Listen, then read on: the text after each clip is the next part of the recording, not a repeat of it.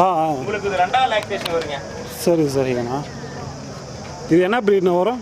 உங்களுக்கு இந்த white majority German breed தான் வருங்க. German breed. இன்னும் எவ்வளோ நாள் டைம் இருக்குண்ணா? உங்களுக்கு ஒரு 20 நாள் டைம் இருக்குங்க. இன்னும் 20 நாளா? சரி சரிங்கண்ணா. இது எந்த ஊருக்குண்ணா போகுது? இது உங்களுக்கு பார்த்தீங்கன்னா கிணத்து கடவுக்கு போகுதுங்க.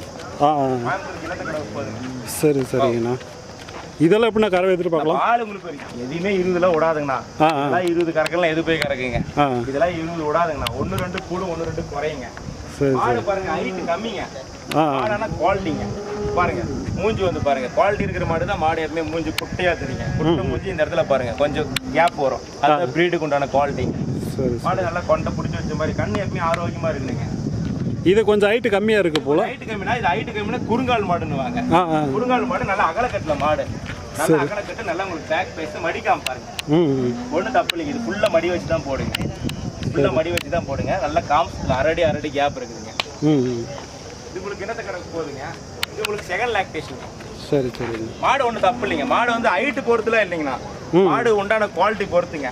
ஹைட்டு மீடியமாக இருந்தாலும் மாடு நல்லா லென்த்துங்க. பிரீடுக்கிற மாடு தான் உங்களுக்கு நல்ல லென்த்து வருங்க. நல்லா ஒரு 7 அடி லென்த்து வருது பாருங்க. 6 அடி விடாதுங்க லென்த்து. இங்கே பாருங்க இதுலேருந்து போயிட்டு பேக் பேஸ் தூக்கி நிற்குதுங்க. இதுதான் கறக்குங்க. மாடு பாருங்க இந்த இடத்துல கழுத்துல சின்னதாக இருக்குது பாருங்க. நல்லா துரு பிரீடுக்கு உண்டான குவாலிட்டி அப்படிதான்.